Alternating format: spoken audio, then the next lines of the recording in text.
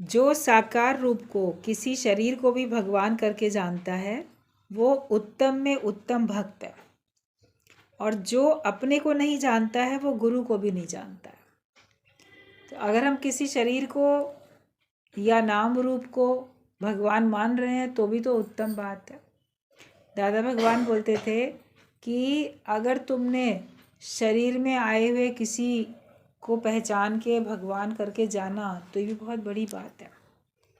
अर्जुन ने भगवान कृष्ण को भगवान जाना, शुरू से थोड़ी जानता था वो, पहले तो उसको मित्र, सखा, संबंधी यही मानता था।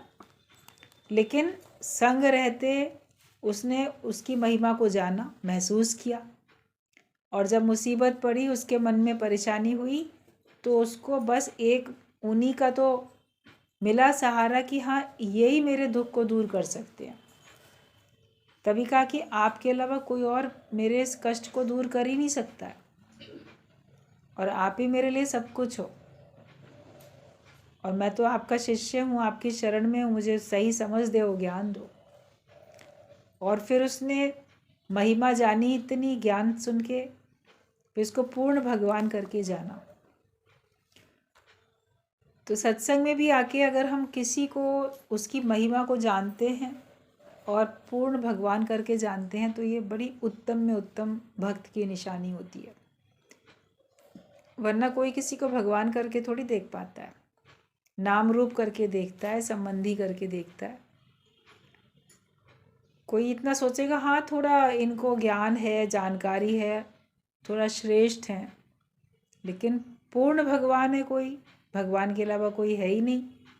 तो ये स्थिति तो बनते बनते बनती है, जब आप बनाना चाहते हो तब बनती है। वरना तो लोग निराकार को भी भगवान नहीं मानते, कहते जिसको आँख से देखा ही नहीं, हम क्या जाने भगवान है भी कि नहीं है।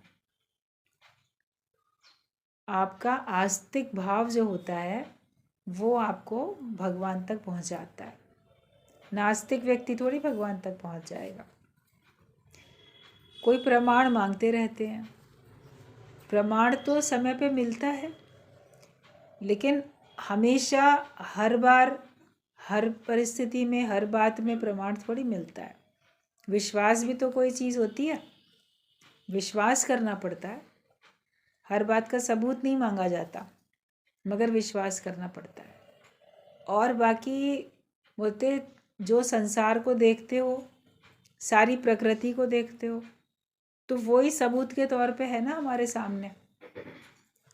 ये नदी, पेड़, पहाड़, ये सब कैसे बन गया, अपने आप कैसे बना सब? कोई चीज़ अपने आप थोड़ी बन जाती है। उसको देखो तो विश्वास हो, कोई तो है चित्रकार, कोई तो है कलाकार, किसी ने तो ये रचना की है जो मनुष्य नहीं कर सका या नहीं कर सकता। तो किसके इशारे हो रहा है वो सब? एक शिष्य था, वो एक गुरु के पास, संत के पास जाता था, बोले हमको तो विश्वास ही नहीं होता भगवान है भी, कोई प्रमाण भी नहीं है। तो ज्ञान तो सुन रहा था, फिर उस दिन उस समय गुरु ने कोई जवाब नहीं दिया। तो फिर अगले दिन जब आया वो सत्संग में, तो गुरु ने अपने पास में एक बहुत बड़ा सा ग्लोब रखा हुआ था। जो ग्लोब होता है ना, तो उसमें पूरे वर्ल्ड का नक्शा छपा होता है, ऐसे गोल पृथ्वी की तरीके से उसकी आकृति बनी होती है। सब लोगों ने, पढ़े लिखे लोग हो, सब जानते हो, नहीं जानते हो तो अपने घर के बच्चों से पूछ लेना ग्लोब क्या होता है। अगर कोई इतना अनपढ़ बैठा है जो नहीं जानता है ग्लोब क्या चीज़ होती है, तो अपने घर के बच्चों से पूछना और कहीं जाके देख के आना। तो कहा कि गुरुजी आज आप ये ग्लोब अपने पास रख के क्यों बैठे हैं, कौन लाया, क्यों लाया? तो गुरु ने कहा कोई भी नहीं लाया और हमने रखा भी नहीं, ये तो अपने आप ही यहाँ पे आ गया, ये अपने आप ही ऐसे प्रकट हो गया अपने आप पे। तो हंसने लगा, कहते कोई तो लाया होगा इस ग्लोब को, किसी ने तो रखा होगा लाके, तो अपने आप तो ये नहीं आ सकता, मार्केट से भी खरीद के लाओगे या कोई वहीं बैठ के चित्रकारी करे, बनाए, तो कोई तो करेगा ना। बोले अपने आप तो नहीं हो सकता, ये तो कोई लाया है, ये तो ऐसे ला के किसी ने रखा है। तो गुरु ने कहा देखो ये ग्लोब है, इसमें पूरा वर्ल्ड का नक्शा तुम्हें दिख रहा है। जब इसके ऊपर तुम ये विश्वास करते हो कि कोई तो लाया होगा इसको, तो सचमुच जो पूरा वर्ल्ड है उसको भी तो कोई लाया होगा ना, उसको भी तो किसी ने बनाया होगा। जैसे इसके लिए तुम कह सकते हो कि किसी ना किसी ने तो इसे बनाया ही है, कोई तो इसको यहाँ लाया ही है, ये अपने आप से नहीं हो सकता। तो ऐसे ये सारे संसार को जो देखते हो वो भी तो अपने आप नहीं हो सकता ना। कैसे पृथ्वी बन गई, आकाश, पूरे 5 तत्व, प्रकृति, इतनी 84 लाख योनियाँ, ये सब जो बनी है। और तुम्हारे शरीर की रचना ही देखो, कैसे अपने आप सर से लेके पैर तक रचना हो जाती है, उसमें शक्ति आ जाती है। आंखें देख पाती हैं, कैसे देखने की शक्ति आ जाती है। कान सुन पाते हैं, सुनने की शक्ति कैसे आई। अगर भगवान कोई बच्चे ऐसे जन्म लेते हैं जो देख ही नहीं सकते, जन्म से ही अंधे होते हैं, तो उनको कोई जो रोशनी दे भी नहीं सकता, कोई भी डॉक्टर नहीं उसके आंखों में रोशनी दे सकता। कोई जन्म से ही ऐसे बहरे होते हैं, सुन नहीं सकते, कोई बोल नहीं सकते, कोई कुछ कर नहीं सकते, तो कैसे भगवान ने शक्ति दी, किसने दी। अगर कोई तो किसी ने तो रचना की ना उसकी, हर जगह हर अंग अपनी जगह पे फिट है एकदम। हार्ट को कहाँ होना चाहिए, लिवर कहाँ होना चाहिए, किडनी कहाँ होनी चाहिए, अंदर भी बाहर भी सब देखो ऑटोमेटिक सारे अपने आप कितने सही रचना भगवान कर देता है हर एक की। और पशु पक्षियों में भी हर एक की उसी प्रकार से रचना होती जाती है। कौन कर रहा है बैठ के, तो गर्भ में अंधेरी कोठरी में कौन इतनी सुंदर रचना कर देता है। आप तो कोई पेंटिंग भी करोगे, कोई मूर्ति बनाओगे तो लाइट में बनाओगे, रोशनी में बनाओगे, डे लाइट हो या कमरे में लाइट हो तब तो बनाएं। तो माँ के गर्भ के अंदर कौन सी लाइट है, कौन सी रोशनी है, जहाँ सारी चीज़ फिट अपने आप बन जा रही है। तो क्या नहीं विश्वास कर सकते कि भगवान है, भगवान की रचना है, इसे भगवान ही तो कर रहा है। मनुष्य को तो पता ही नहीं होता कि कैसे करना है और किस प्रकार से होगा। और 5 तत्व से बन जाता है। आप अलग से 5 तत्व इकट्ठे करो, पृथ्वी, जल, अग्नि, वायु, आकाश, क्या उनसे आप बना सकते हो शरीर को, रचना कर सकते हो। और जो भी कुछ हम भोजन करते हैं, शाकाहारी हो आप, फलाहारी हो, मांसाहारी हो, जो भी आप भोजन करते हो वो आपके अंदर जाके कैसे शक्ति में परिवर्तित हो जाता है, आपको ताकत मिल जाती है। फिर आपका बल, आपका सब बढ़ता है, हड्डियाँ बढ़ गई, आपका खून मांस सब बढ़ गया, हेल्थ आपकी अच्छी हो गई। कोई ओवर वेट हो जाते हैं, कोई फिर कम खाते हैं तो कम वेट हो जाता है। तो खाया तो आपने दाल चावल सब्जी रोटी खाई, वो अंदर जाके कैसे खून और मांस में परिवर्तित हो गई, कौन कर सकता है। कोई ऐसी मशीन है क्या बनी हुई जिसमें से आप एक तरफ दाल चावल सब्जी रोटी डालो, दूसरी तरफ से खून बन बन के निकलता रहे, ऐसा कुछ भी नहीं है। फिर गाय बकरी ये लोग पत्ते और घास भूसा ये सब खाते हैं, तो भी वो पलट के जाके अंदर खून और मांस सब बन जाता है। उसी जो खाया, खाई अलग चीज़, आपने कुछ अलग खाया और उन पशुओं ने कुछ अलग खाया, मगर चेंज हुआ तो एक ब्लड में ही चेंज हुआ, जाके अंदर मांस और खून ही बना उसका, जाके एनर्जी ही बनी उसके अंदर भी। और जो पक्षी हैं कीड़े मकोड़े खाते हैं, कोई ऐसे हैं मिट्टी चाटते हैं, कोई हिंसक पशु हैं वो पशु ही को दूसरे पशु को मार के खाते हैं। खाए कुछ भी, लेकिन बदले में उसको शक्ति मिलेगी, एनर्जी मिलेगी, उसके शरीर में बल आएगा, उसका खून मांस बढ़ेगा। तो ये सब कौन सी मशीनरी है, किसने बनाई, कैसे फिट हो गया सब कुछ, और सब भगवान के इशारे ही तो हो रहा है। उसकी रचना को तो अगर सोचो, कहते प्रभु की रचना देखकर होता नहीं विश्वास, विश्वास नहीं होता कि कोई ऐसा हो भी रहा है, लेकिन आंखों से देख रहे हैं तो विश्वास करना पड़ता है। इस सारी प्रकृति को देखो, एक एक फल, उसके अंदर में बीज, उसके अंदर कैसे सब अनार को खोल के देखो, छील के तो देखो कैसे एक एक दाना कहाँ कहाँ कैसे फिट है अनार में। संतरे की फांकों को देखो तो अंदर कैसे फिट है, बाहर से तो कैसा दिख रहा है, साबुत दिख रहा है, अंदर अलग अलग भी हैं, एक साथ भी हैं। पेड़ में लगे लगे कैसे ये सब अपने आप बन रहा है। एक एक चीज़ की रचना अगर आप देखोगे तो उसको देख के विश्वास करो ना। देखना जानते ही नहीं है, सोचते ही नहीं है, कहते हम नहीं मानते भगवान है भी। तो तुम मानना चाहते नहीं हो इसलिए नहीं मानते हो। भगवान की बनाई हुई सृष्टि को देखो तो आपको विश्वास हो। तो जिसको भी भगवान की सत्ता को इस प्रकार से देखना है वो देख सकता है। जो रचना भगवान ने रच दी उसको देख के उस रचयिता को आपको याद करना है।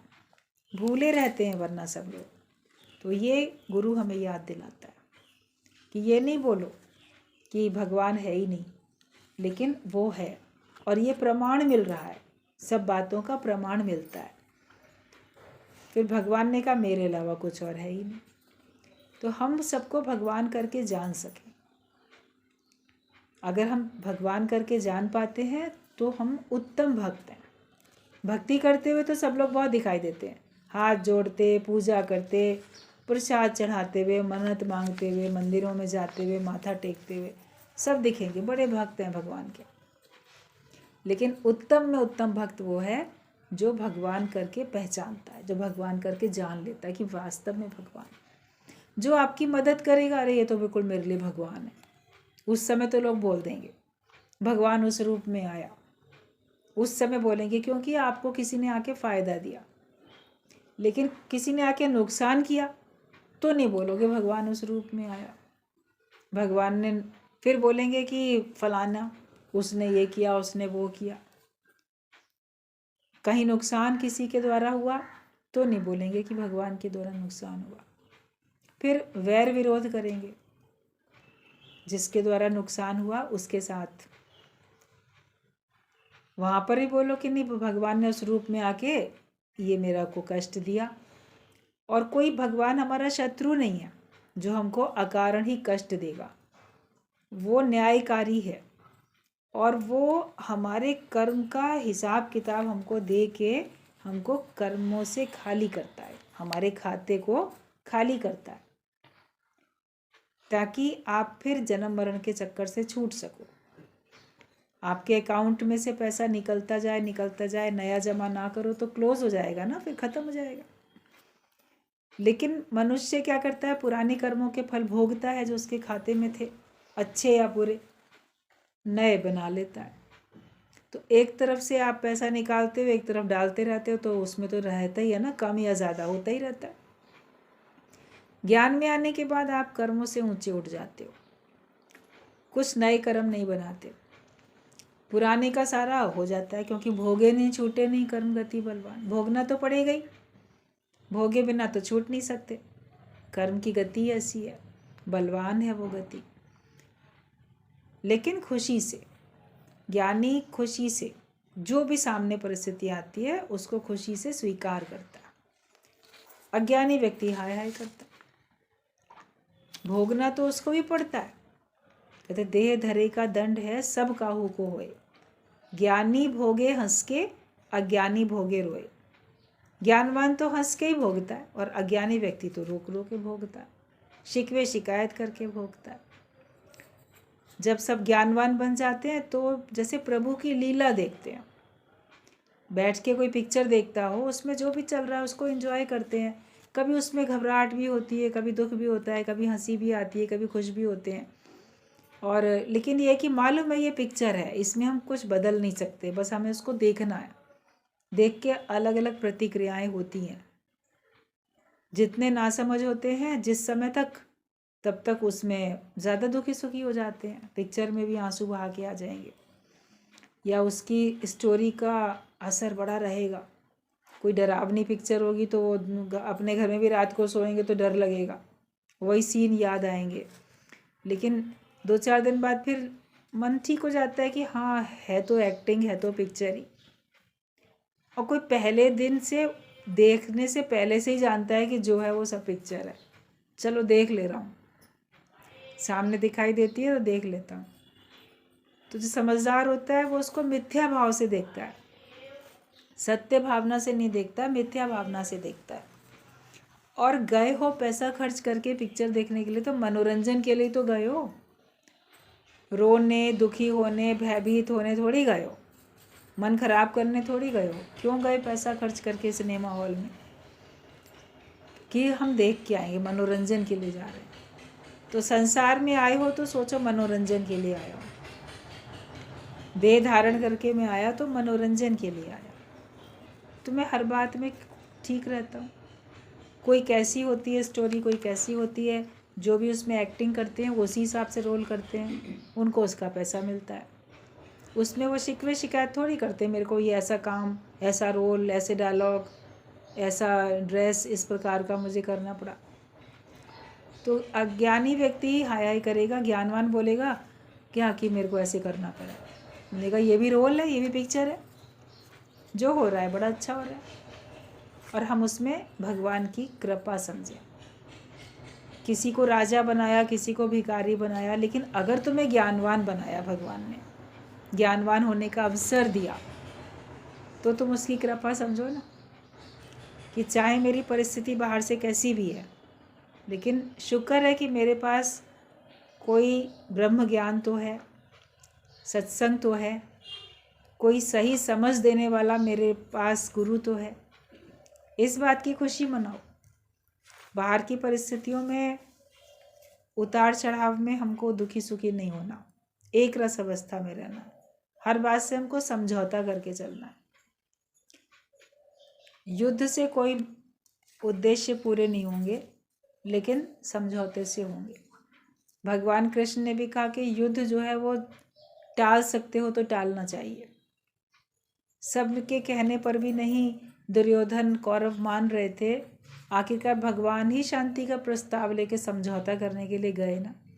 और अपनी तरफ से पांडवों के लिए कम भी उन्होंने कहा कि ठीक है, उतना नहीं तो उतना बहुत कम ही कर दो, लेकिन युद्ध ना करो। नहीं माना वो तो युद्ध हुआ।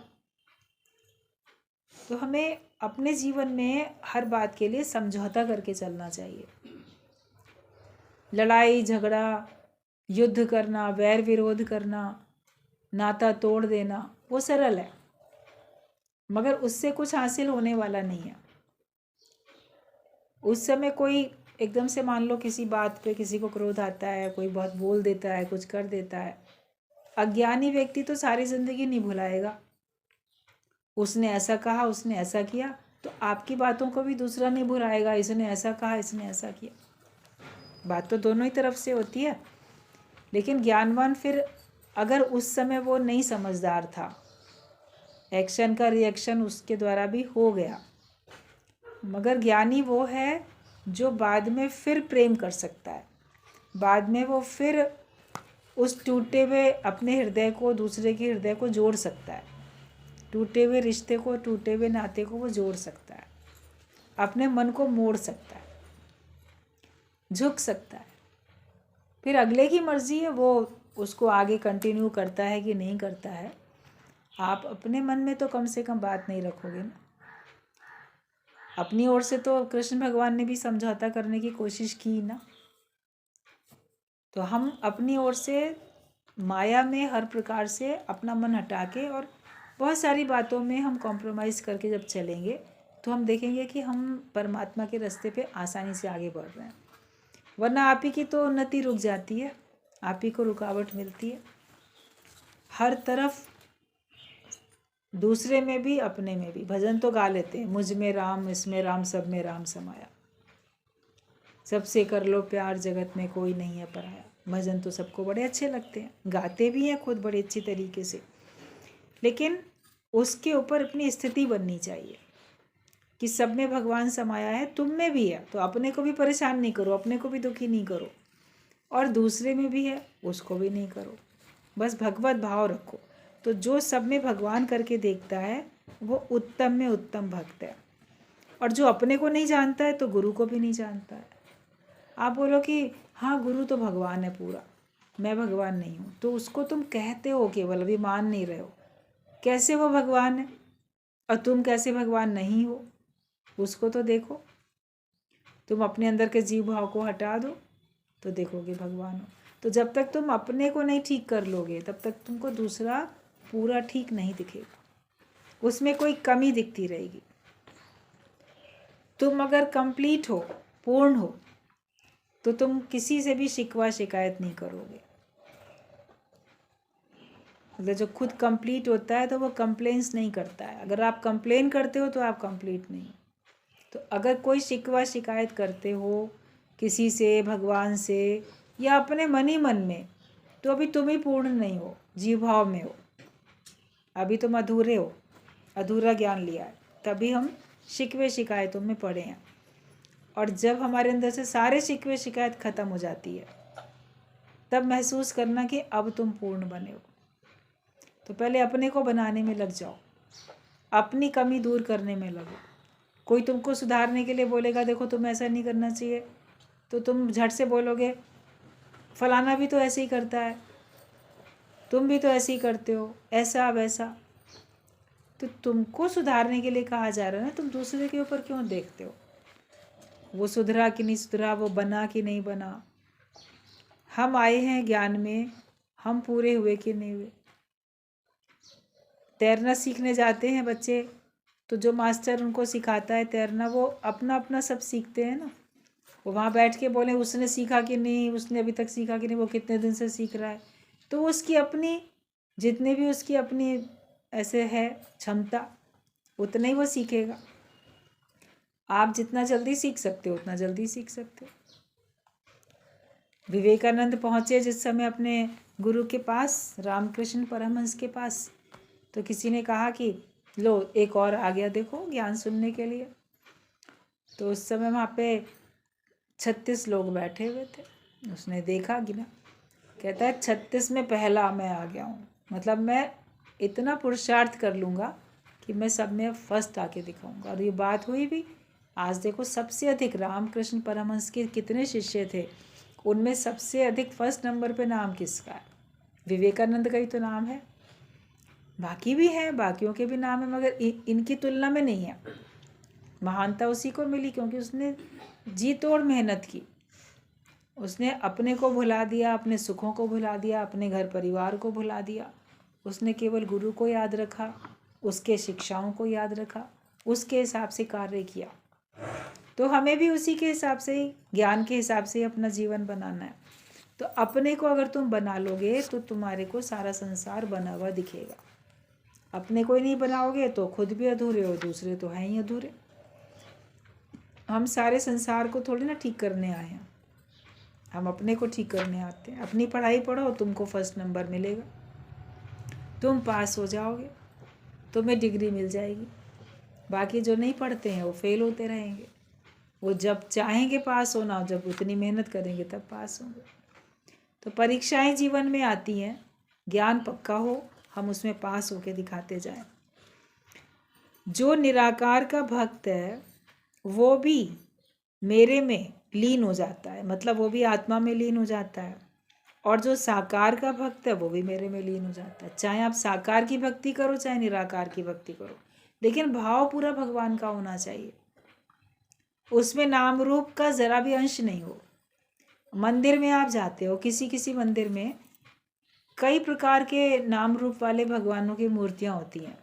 भैया राम, सीता, लक्ष्मण, हनुमान एक ये हैं, इधर राधा कृष्ण है, तो उधर शंकर भगवान है, उधर विष्णु पार्वती है, उधर हनुमान है, उधर देवी है। नाम रूप तो अलग अलग है ना। आप एक सिरे से सबके झांकी देख लेते हो, सबको देखते हो, जाके सबके आगे नतमस्तक हो जाते हो। भाव क्या होता है कि ये भगवान है, उसमें आपको किसी और प्रकार का भेद थोड़ी दिखता है कि ये स्त्री है, ये पुरुष है, ये देवी है, ये देवता है, ये तो हनुमान बंदर की तरीके से है, ये तो गणेश हाथी की तरीके से है। वो भाव थोड़ी जाते हैं। एक ही भाव जाता है कि भगवान है। चाहे किसी के 8 भुजा देवी के हों या 4 भुजा वाला कोई भगवान खड़ा हो, उससे नाम रूप से आपका मतलब नहीं होता। आपका मतलब केवल भगवत भाव से होता है। देखने में तो सब अलग अलग दिखते हैं ना, हैं साकार, लेकिन हम उस भक्ति भावना से जाते हैं ना। शुद्ध भावना होती है, पवित्र भावना होती है। तो अगर साकार की भक्ति करते हो या साकार में भगवान देखते हो तो आपको केवल भगवान ही देखना है, फिर नाम रूप क्यों देखते हो? किसी को भी नाम रूप जान के आप भगवान का भाव रख ही नहीं सकते, आपका कहीं ना कहीं भेद रहेगा, अभेद भक्ति में नहीं आ सकते हो। हमें आना है तो अभेद भक्ति में आना है।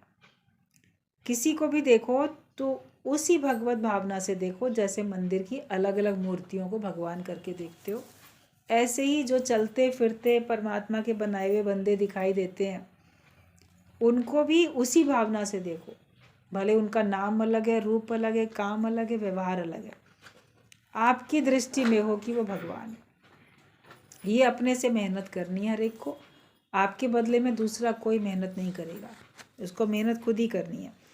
तो जो निराकार का भक्त है वो भी मेरे में लीन होता है, भगवान से मिलके एक होता है, क्योंकि वो सर्वत्र उसी सत्ता को अनुभव करता है। और जो साकार का भक्त है वही मिलता है, क्योंकि वो भी एक ही सत्ता को अनुभव करता है, भेद नहीं होता किसी के अंदर भी। ब्रह्म का स्वरूप मन और बुद्धि से ऊपर है। निराकार के भक्त को मुश्किल ज़्यादा आती है, अपने को निराकार जानने में ही परिश्रम करना पड़ता है।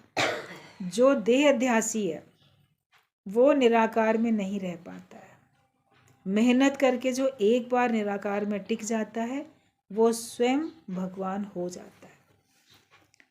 निराकार में टिकना मुश्किल होता है ना, अपने को पूर्ण ब्रह्म जानने में आपको अधिक मेहनत करनी पड़ती है, या दूसरे को भी पूर्ण ब्रह्म जानने में, निराकार जानने में मेहनत करनी पड़ती है, क्योंकि साकार सामने आता है, आपको अपना नाम रूप भी सामने आता है, दूसरे का नाम रूप भी सामने आता है, और उसका कर्म, उसका व्यवहार भी सामने आ जाता है। निराकार में तो आपको लगेगा कि सामने कोई है ही नहीं, लेकिन फिर भी कहते हैं भगवान ये तूने क्या किया, ये मेरे संग ऐसा क्यों कर दिया, मुझे ये क्यों नहीं दिया, या मुझे ऐसा दुख क्यों दे दिया। शिकवा शिकायत तो निराकार के साथ भी होती है, उसके भी कर्म देख लेता है व्यक्ति। तो जब निराकार के कर्म देख रहा है तो साकार के भी देखेगा। लेकिन जब अपने को आप निराकार में टिकाओगे तो फिर सब तरफ आपको सर्वत्र वही सत्ता दिखाई देगी, और दिखाई देने का मतलब है महसूस होगी वो सत्ता। भले मुश्किल है लेकिन असंभव तो नहीं है ना। साकार में सरलता से देख पाते हो, मन को मोड़ पाते हो, लेकिन उसमें भी हमें देखना फिर निराकार ही है। नींबू हम सरलता से देख लेते हैं, खरीद लाते हैं, उठा के इधर उधर रख भी देते हैं, मगर वो किस कारण से लेके आए उसको, उसमें से हमको रस लेना है, खटास लेनी है, तभी तो हम लाए उसको। और अकेले उसको देख के थोड़ी ना हमारा काम पूरा हो जाएगा, उसको तो नींबू को काट के उसका रस निचोड़ना पड़ेगा, फिर उस रस को आपको अधिक संभालना पड़ता है। छलक के 1 सेकंड में गिरेगा जाके, नींबू तो कहीं गिरा आप उठा के धो के कहीं रख सकते हो, रस अगर कहीं गिर गया तो उठा के धो के रख पाओगे क्या? नहीं रख पाओगे, उसके लिए संभाल अधिक करनी पड़ेगी। तो साकार भी दिखा तो उसमें हमको है निराकार ये तो देखना पड़ेगा ना, और उसकी हमको जैसे कि संभाल भी अधिक करनी पड़ेगी अपनी वृत्तियों की, वरना मनोवृत्तियाँ फिर खंडित होती हैं। अपना लाभ जहाँ नहीं होता वहाँ फिर आप नाता तोड़ देते हो कि नहीं ये मैं नहीं मानता कोई भगवान है, ईश्वर से ही नाता तोड़ के बैठ जाते हैं। तो भले ही कठिनाई है लेकिन फिर भी हमें करना तो वही काम है, देखना तो भगवान है। जो देह अभिमानी है वो निराकार में नहीं रह पाता है, और मेहनत करके जो एक बार निराकार में टिक जाता है वो फिर स्वयं भगवान हो जाता है। कई लोग होते हैं ब्रह्म ज्ञानी, तो कई लोग होते हैं बंध ज्ञानी। बंध ज्ञानी मतलब वो बंधन में है, अपने देह नाम रूप जगत से बंधे हुए हैं। ज्ञानी तो हैं वो, लेकिन वो फिर शब्दों को पकड़ के अपने को ज्ञानवान सिद्ध करने की कोशिश करते हैं। मैं ही भगवान हूँ, हिरण्यकश्यप ने कहा, रावण ने कहा, कंस ने कहा, कितने लोगों ने कहा मैं ही भगवान हूँ। कहने में तो शब्द ठीक बोल रहे हैं, लेकिन वो अपने को देह को भगवान बताने की, जताने की कोशिश करते हैं, या जो सत्ता है, जो उनके पास शक्ति है, उस वजह से वो अपने को भगवान सबके आगे जताने की कोशिश करते हैं। वो ये नहीं सोचते कि वो सत्ता वो शक्ति उनको मिली कहाँ से, कहीं से तो मिली है ना, वो तो वहाँ तक नहीं पहुँचते, उतने तक सीमित रहते हैं। तो वो देह को जब जो कोई भगवान मानने लग जाता है तो वो फिर बंध जाता है अपने ही देह से, नाम रूप से। तो बंध ज्ञानी कहलाता है। वो माया से बंधा हुआ है, वो जगत के सुख और दुख से बंधा हुआ है, विकारों से बंधा हुआ है। तो छूटेगा कैसे? अगर कोई कहीं बंधन में है तो फिर छूटेगा कैसे? तो बंध ज्ञानी कहलाता है। ज्ञान तो है उसके पास लेकिन वो अभी बंधा हुआ है, तो वो जन्म मरण से बंधा हुआ है। जन्म मरण के चक्कर में आएगा और जाएगा। वो बोल देगा मैं तो खाते हुए भी नहीं खाता, मैं तो पहनते हुए भी नहीं पहनता, मैं तो घूमते हुए भी नहीं घूमता, मैं तो दुख सुख भोगते हुए भी नहीं भोगता हूँ। बोलने में तो बोलेगा मगर अंदर से तो अटका हुआ है उसमें, दुख में भी और सुख में भी। दुख आएंगे तो अंदर अंदर विचलित होगा, सुख आएंगे तो बड़ा मन गदगद होगा अंदर ही अंदर। तो जन्म मरण के चक्कर से बंध जाते। तो बंध ज्ञानी नहीं बनो, बनना है तो वास्तव में ब्रह्म ज्ञानी बनो, तत्व को देखो। जो खाली भगवान में और खाली गुरु में मन रखता है तो वो भगवान उसे ज्ञान देकर मुक्त कर देते हैं। जो अपना मन केवल भगवान में रखते हैं या अपना मन केवल गुरु में रखते हैं तो फिर भगवान उसको मुक्त कर देते हैं। अपने मन को देखो कि मन तुम्हारा कहाँ कहाँ जाता है। क्या मेरा मन केवल भगवान में है या भगवान की बनाई हुई सृष्टि में, भगवान की बनाई हुई माया में, भगवान के द्वारा कुछ भी जो रचना हुई उसमें मेरा मन है? मन कहाँ है मेरा? मन तो रहे ना केवल एक भगवान में। अगर तुम्हारा मन सिर्फ भगवान में होगा तो भगवान तुम्हें मुक्त कर देंगे, और भगवान में नहीं होगा किसी और में होगा तो फिर तुम जन्म मरण के चक्कर में आते रहना। या किसी का मन केवल गुरु में रहता है, तो गुरु कौन है? गुरु शरीर नहीं है, गुरु नाम रूप नहीं है, वो ज्ञान है। गुरु है वाणी, वाणी है गुरु, विच वाणी अमृत सारे। उस वाणी में तो सारे अमृत समाये हैं। हमको उस वाणी को सुनने से, उस वाणी को जीवन में उतारने से हमको अमर पद की प्राप्ति होती है। अमृत जो पी लेता है वो मरता नहीं है फिर। तो वचनों का, ज्ञान का अमृत जो एक बार पी लेता है वो फिर जन्म मरण के चक्कर में नहीं आता, फिर वो मरता नहीं है। क्योंकि वो फिर मरेगा तो फिर जन्म लेगा, वो तो अमर आत्मा हो जाता है। वो जीते जी अपने को अमर जानता है। शरीर का तो नाश होगा। अभी भजन सुन रहे थे ना, ये शरीर तो मिथ्या नाशवंत है, एक दिन इसका अंत होएगा। वो तो होगा, हर एक के शरीर का एक ना एक दिन तो अंत होगा ही होगा, और नाम रूप यही रह जाएगा, साथ में कुछ जाएगा भी नहीं। आप जो लोग शरीर छोड़ के गए वो अपने साथ क्या लेके गए? जो यहाँ पे था, जितना भी इस्तेमाल किया, उसके बाद सब यहीं छोड़ के चले गए। इस शरीर को भी यहीं छोड़ के चले गए तुम्हारे लिए कि करो इसका अंतिम संस्कार जैसे तुम करना चाहते हो। वो तो इस देह को भी साथ लेके नहीं जाते हैं। भले साथ में लाते हुए दिखते हैं, जन्म होता है तो लगता है देह को धारण करके आया इस दुनिया में, लेकिन इसी दुनिया में देह को छोड़ के चला गया। तो नाम रूप तो यहीं रह जाता है। उसमें क्या अपने मन को अटकाना? जो वास्तविक शक्ति है उसी में अपने मन को टिकाओ। तो जो केवल गुरु में मन रखता है, मतलब ज्ञान में मन रखता है, तो भगवान उसे ज्ञान देकर मुक्त कर देते हैं।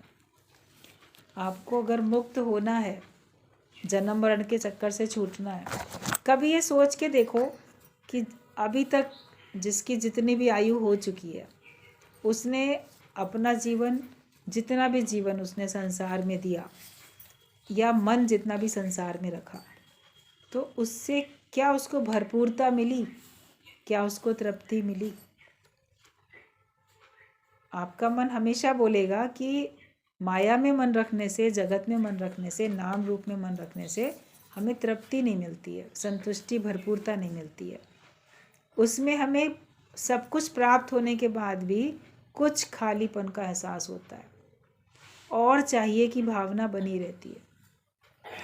लेकिन जब आपका मन भगवान में लीन हो जाता है तो आपको लगता है कि अब मैं पूर्ण जैसे संतुष्ट हूँ, तृप्त हूँ, अब मुझे कुछ चाहिए नहीं। प्रारब्ध अनुसार जो मिल रहा है बहुत अच्छा है, मिल रहा है, उसको स्वीकार कर रहे हैं। या आप पुरुषार्थ भी मान लो करते हुए दिखते हो, आपके अंदर क्षमता है, आप संसार में रहते हो, अपने लिए औरों के लिए आप कुछ पुरुषार्थ भी करते हुए दिखते हो, तो फिर अंदर से नहीं चाहिए होता है कि मुझे अंदर से भी कुछ चाहिए।